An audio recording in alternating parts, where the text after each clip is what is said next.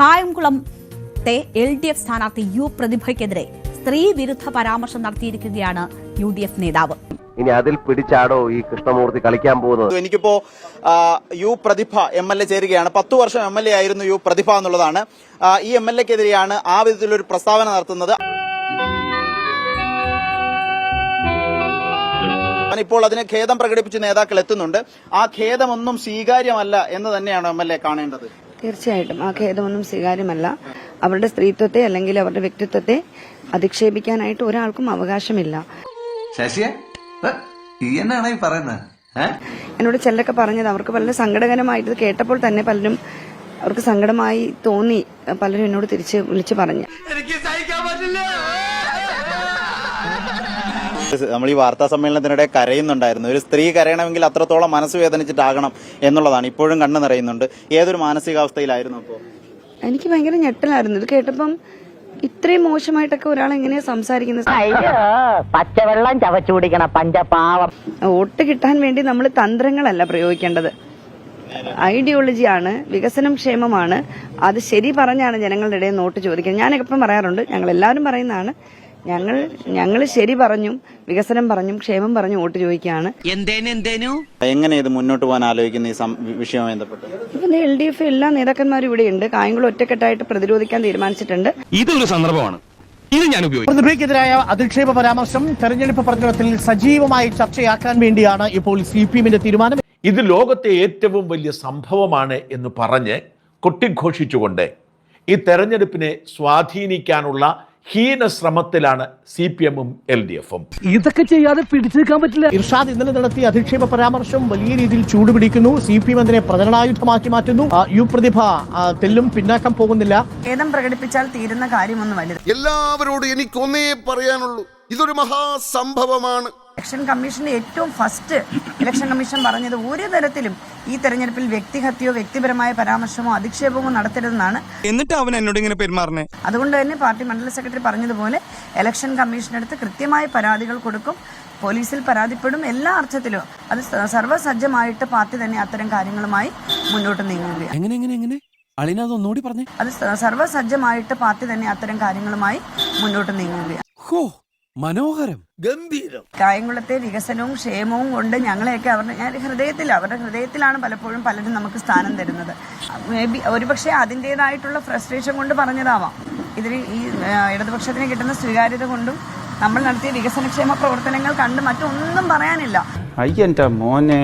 ഞങ്ങൾക്ക് ഉറപ്പറിയാം, കായംകുളത്തെ ജനങ്ങൾക്കറിയാം ഈ കായംകുളം മണ്ഡലത്തിൽ എത്രത്തോളമാണ് വികസനം നടന്നിരിക്കുന്നത്, എത്രത്തോളമാണ് ക്ഷേമ പ്രവർത്തനങ്ങൾ നടന്നിരിക്കുന്നതൊക്കെ അറിയാം. ഏറ്റവും കൂടുതൽ ചികിത്സാ സഹായം വാങ്ങിച്ചു കൊടുത്ത ഒരു മണ്ഡലവും MLA ഒക്കെയാണിത്.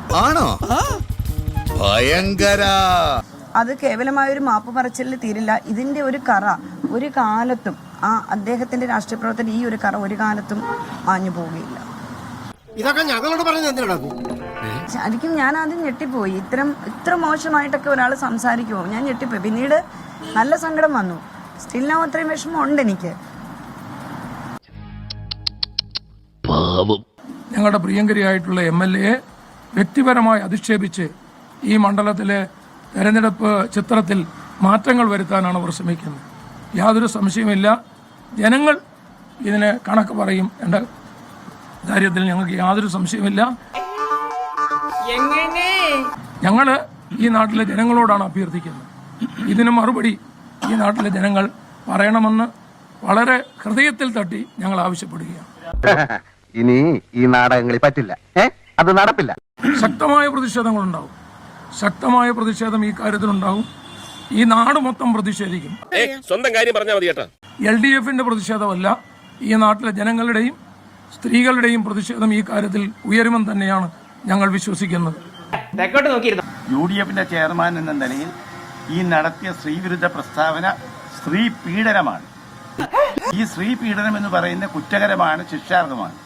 അതിന് യുക്തമായ നടപടികൾ എടുത്തേ മുൻപോട്ട് പോകും. അത് ഒരു മാപ്പ് പറഞ്ഞു എന്നുള്ളതിന്റെ അടിസ്ഥാനത്തിൽ ഈ കുറ്റകൃത്യം ഇല്ലാതാകില്ല. കൃത്യമായി ഈ കുറ്റകൃത്യത്തിന് വേണ്ട ശിക്ഷ നൽകുന്നതിനുള്ള നടപടികളുമായിട്ട് LDF മുൻപോട്ട് പോകും. ഏത് മേഖല ഇപ്പൊ ചിലപ്പം ഏത് ജോലിക്ക് പോകുന്നതിന് മഹത്വമുണ്ട് അല്ലേ? ഏത് ജോലി ഒരു സ്ത്രീ ചെയ്താലും അതിനൊക്കെ മഹത്വമുണ്ട്. ഞങ്ങൾ അങ്ങനെയാണ് സ്ത്രീയെ കാണുന്നത്. അതുകൊണ്ടാണല്ലോ കേരളത്തിൽ സ്ത്രീപക്ഷമായിട്ടുള്ള ഒരുപാട് പദ്ധതികൾ വന്നത്. വനിതകൾക്കും കുഞ്ഞുങ്ങൾക്കും വേണ്ടി പ്രത്യേക വകുപ്പ് തന്നെ രൂപീകരിച്ച സർക്കാരായത്. ഒറ്റ ചോദ്യമാണ് എനിക്ക്, ഒറ്റ ചോദ്യം. രമ്യ ഹരിദാസിനെതിരായി അശ്ലീല പരാമർശം നടത്തിയ എ വിജയരാഘവൻ പോളിറ്റ് ബ്യൂറോ മെമ്പറാ. എന്ത് നടപടിയെടുത്തു CPM? അത് പിന്നെ കെ രമയ്ക്കെതിരായി എത്ര അധിക്ഷേപകരമായ പരാമർശം CPM-കാർ നടത്തി? ഒരു നടപടിയെടുത്തില്ല. വീണ എസ് നായർക്കെതിരെ നടത്തി, ഒരു നടപടിയും എടുത്തില്ല. ഉമ്മൻചാണ്ടിയുടെ മകൾക്കെതിരായി അധിക്ഷേപകരമായ പരാമർശം നടത്തിയ സെക്രട്ടേറിയറ്റിലെ CPM നേതാക്കൾക്കെതിരെ നടപടിയെടുത്തില്ല. ഞങ്ങളൊന്നും കാണുന്നുമില്ല, കേൾക്കുന്നുമില്ല. ഞങ്ങൾ ബദിരനും മൂകനുമാണ്. മാധ്യമപ്രവർത്തകർ ആഷോ എന്ന് പറയുന്ന SFI നേതാവ് പരീക്ഷ എഴുതാതെ ജയിച്ചെന്ന് റിസൾട്ട് വന്നപ്പോൾ അത് റിപ്പോർട്ട് ചെയ്ത അഖില നന്ദകുമാറിനെതിരായി നടത്തിയ പരാമർശം എന്താണ്? ഏഷ്യാനെറ്റിലെ സിന്ധു സൂര്യകുമാറിനെതിരായി നടത്തിയ പരാമർശങ്ങൾ എന്താണ്? ഉറക്കം വരുന്നു. മാധ്യമപ്രവർത്തകർ, വനിതാ മാധ്യമ പ്രവർത്തകരെ അധിക്ഷേപകരമായ അശ്ലീലകരമായ പരാമർശങ്ങൾ നടത്തി ഇവര് വേട്ടയാടിയപ്പോ ഇവരൊക്കെ എവിടെയായിരുന്നു? ഇതൊരു നടക്ക് പോണ മാതിരില്ല. ഇനി PT കുഞ്ഞു എന്നതിന്റെ പീഡന പരാതി കിട്ടിയിട്ട് 13 ദിവസക്കാലം തലയണയ്ക്കടിയിൽ വെച്ച് സൂക്ഷിച്ച മുഖ്യമന്ത്രിയുടെ പേര് പിണറായി വിജയൻ എന്ന മുകേഷിനെയും ഗണേഷിനെയും ഒക്കെ പിന്തുണച്ച കഥ ഒരുപാട് പറയാനില്ല. ഇനി ഞാൻ ചോദിക്കട്ടെ, സുരേഷ് കുമാറെ, അച്ഛനില്ല നേരത്ത് ബാക്കി ഞാൻ പറയണോ? ഇത് വിളിച്ച ആ പാർട്ടിയുടെ സംസ്കാരം അത് തിരുത്തണ്ടേ? ഇത് വടി കൊടുത്ത് അടി വാങ്ങുന്ന പരിപാടിയാണല്ലോ ബാബു. ഇപ്പോൾ തന്നെ ലൈവായിട്ട് പ്രതിഭയെ വിളിച്ചു ചോദിക്കണം. പ്രതിഭയെ വിളിച്ചു ചോദിക്കണം. അന്ന് വനിതാ മാധ്യമ പ്രവർത്തകരോട് മകന്റെ കഞ്ചാവ് കേസ് റിപ്പോർട്ട് ചെയ്ത പ്രതിഭയോട് ചോദിക്കണം. അന്ന് മാധ്യമ പ്രവർത്തകരോട് ശരീരം വിറ്റ് ജീവിച്ചുകൂടെ എന്ന് ചോദിച്ചത് തിരുത്താൻ ഈ നിമിഷമെങ്കിലും തയ്യാറുണ്ടെന്ന്. കടലിൽ കിടന്ന കോണാനടുത്ത് കഴുത്തി ചുറ്റിയല്ലോ ദൈവം. അവരുടെ മകനെതിരെ, അത് മാധ്യമങ്ങൾ ഉണ്ടാക്കിയ ഒരു വാർത്ത ആയിരുന്നില്ല, എക്സൈസും പോലീസും ഒക്കെ നൽകിയ വിവരത്തിന്റെ അടിസ്ഥാനത്തിൽ വാർത്ത കൊടുത്തപ്പോൾ ഇതിലും നല്ലത് ശരീരം വിറ്റ് ജീവിക്കുന്നതാണെന്ന അങ്ങേയറ്റം അപലപിക്കപ്പെടേണ്ട ഒരു പ്രസ്താവന നടത്തിയ ആൾ കൂടിയാണ് പ്രതിഭ. മാധ്യമ പ്രവർത്തകരോട് എനിക്ക് ഒന്നേ പറയാനുള്ളൂ, ഇതിലീ ഭേദം ശരീരം വിറ്റ് ജീവിക്കുന്നതാണ്. ഇതിനേക്കാൾ വലിയ അധിക്ഷേപമാണോ ലീഗ് നേതാവ് നടത്തിയത്? ചളമായെന്ന് തോന്നുന്നു.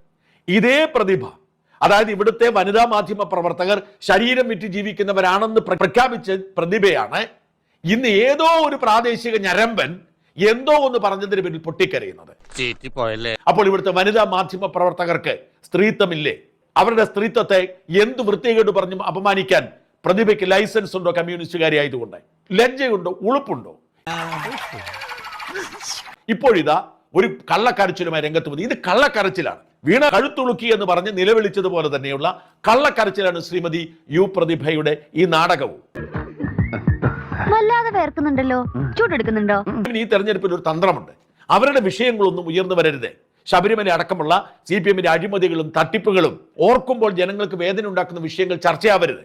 അതുകൊണ്ട് ഓരോ ദിവസവും ഓരോ വിഷയം അവർ സൃഷ്ടിച്ചുകൊണ്ടിരിക്കും.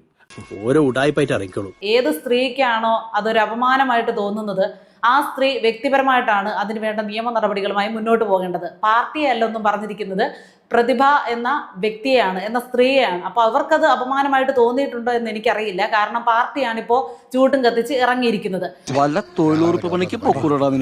എന്തായാലും പ്രതിഭയുടെ നാടകം ചീറ്റുമെന്ന് ഉറപ്പാണ്.